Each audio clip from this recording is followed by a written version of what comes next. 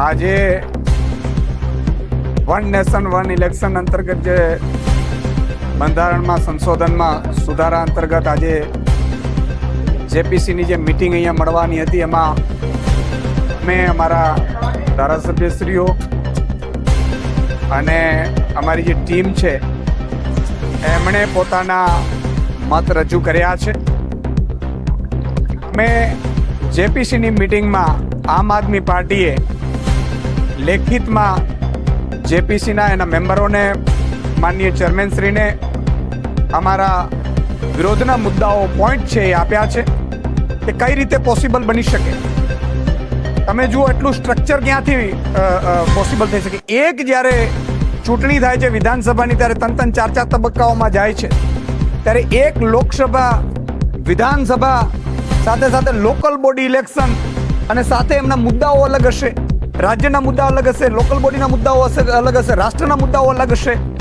સાથે સાથે ત્રીજો પોઈન્ટ એ પણ અમે આપ્યો છે કે ખર્ચાની જે વાત કરે છે કે ખર્ચો વધી જાય છે, કોડ ઓફ કન્ડક્ટ લાગે છે અને કોડ ઓફ કન્ડક્ટના કારણે વિકાસના કામો નથી થતા.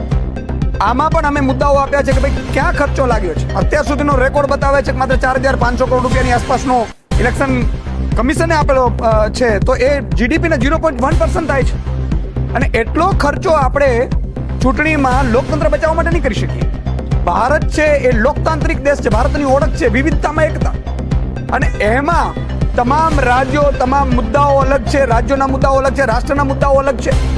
અને એની સાથે સાથે આ સ્ટ્રક્ચર છે જે ફંડામેન્ટલ રાઇટ્સ છે, જે બંધારણના બાબા સાહેબે આપેલા જે સ્ટ્રક્ચર છે એમાં ક્યાંક ને ક્યાંક એ પોઈન્ટને વાયોલન્સ થાય છે. એ પણ અમે મુદ્દાઓ આપ્યા છે.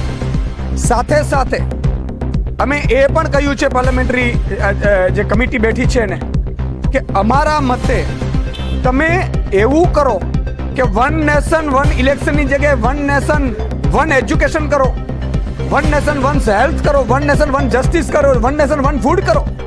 લોકો માટે આપણે શું કરીએ છીએ, જનતા માટે શું કરીએ છીએ, જનતાનો પણ એવો અભિપ્રાય છે, અમે લીધો છે. એ પણ મેં રજૂ કર્યો છે કે જનતા એવું માને છે કે જ્યાં સુધી વિવિધ રાજ્યોમાં ચૂંટણીઓ હોય છે એટલે પેટ્રોલ ડીઝલના તો કમસે કમ ભાવ અકબંધ રહે છે.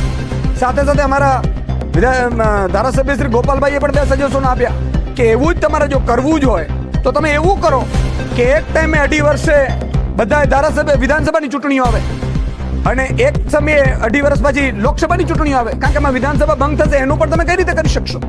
વિધાનસભા ભંગ થયા પછી કેટલો સમય સુધી રાષ્ટ્રપતિ શાસન રહેશે, કઈ રીતે રહેશે, સરકારો પડી જાય છે, પાડી દેવામાં આવે છે, તો એના માટેની શું વ્યવસ્થાઓ છે. આ બધા મુદ્દાઓ અમે જેપીસી સમક્ષ મૂક્યા છે. અને આપનો કઈ સવાલ હોય તો ઓકે.